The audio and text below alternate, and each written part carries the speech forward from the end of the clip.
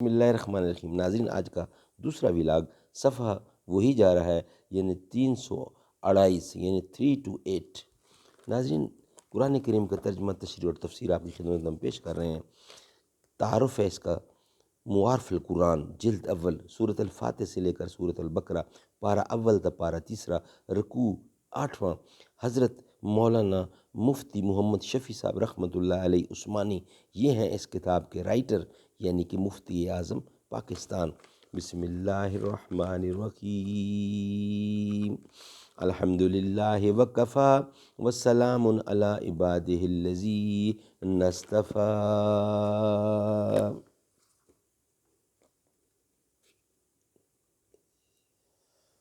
کچھ اصولوں کا نشہ تھا، کچھ مقدس خواب تھے، کچھ اصولوں کا نشہ تھا، کچھ مقدس خواب تھے، ہر زمانے میں شہادت کے یہی اسباب تھے۔ میرے سینے میں نہیں تو تیرے سینے میں صحیح ہو کہیں بھی آگ، لیکن جلنی چاہیے۔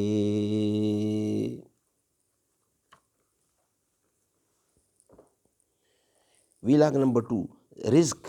ثمرات تمام ضروریات زندگی کو شامل ہے۔ لفظ ثمرات، جو ثمرہ کی جمع ہے، اس کے معنی پھل کے ہیں، اور بظاہر اس سے مراد درختوں کے پھل ہیں، لیکن سورۃ قصص آیت نمبر 57 میں اس دعا کی قبولیت کا اظہار ان الفاظ میں فرما دیا ہے: یحجب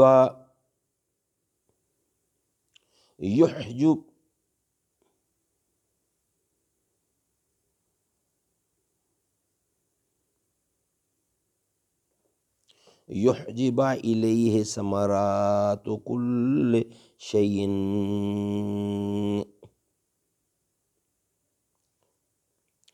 یجبا، ان الفاظ میں ایک تو اس کی تصریح ہے کہ خود مکہ مکرمہ میں پھل پیدا کرنے کا وعدہ نہیں، یجبا پیدا کرنے کا وعدہ نہیں، بلکہ دوسرے مقامات سے یہاں لائے جایا کریں گے، کیونکہ لفظ یجبا کا یہی مفہوم ہے۔ دوسرے ثمرات کل شجر نہیں فرمایا، بلکہ ثمرات کل شیء فرمایا۔ اس تغیر لفظی سے ذہن اس طرف جاتا ہے کہ یہاں ثمرات کو عام کرنا مقصود ہے، کیونکہ ثمرات عرف میں ہر چیز سے حاصل ہونے والی پیداوار کو کہا جاتا ہے۔ درختوں سے پیدا ہونے والی پھل بھی جس طرح اس میں داخل ہیں، اسی طرح مشینوں سے حاصل ہونے والا کل سامان بھی مشینوں کے ثمرات ہیں۔ اس طرح مختلف دستکاریوں سے بننے والا سامان ان دستکاریوں کے ثمرات ہیں۔ اس طرح ثمرات کل شیء میں تمام ضروریات زندگی داخل ہو جاتی ہیں، اور حالات و واقعات کا مشاہدہ بھی یہ بات ثابت کرتا ہے کہ حق تعالیٰ نے اگرچہ ارض حرم کو نہ کاشت کی زمین بنایا ہے، نہ صنعت کاری کی زمین، لیکن دنیا بھر میں پیدا ہونے والی اور بننے والی چیزیں یہاں عام طور پر مل جاتی ہیں، اور یہ بات شاید آج بھی کسی بڑے سے بڑے تجارتی یا صنعتی مرکز کو حاصل نہیں ہے، نہ ہو کہ دنیا بھر کی مصنوعات بنتی ہیں، مگر بکثرت و آسانی وہاں مل جاتی ہیں۔ دنیا میں جہاں بھی جو چیز بھی پیدا ہوتی ہے، اللہ تعالیٰ وہاں پہنچا دیتے ہیں۔ آج کا دوسرا ویلاگ کمپلیٹ ہوا۔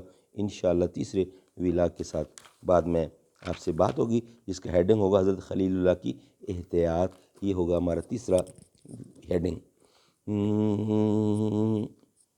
در نبی پر یہ عمر بیتے ہو، مجھ پہ لطف دوام ایسا، مدینے والے کہیں مقامی ہو، ان کے در پہ قیام ایسا۔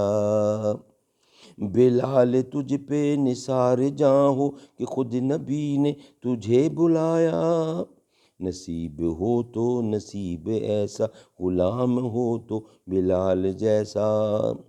نماز اقصیٰ میں جب پڑھائی تو انبیاء اور رسل یہ بولے، نماز ہو تو نماز ایسی، امام ہو تو امام ایسا۔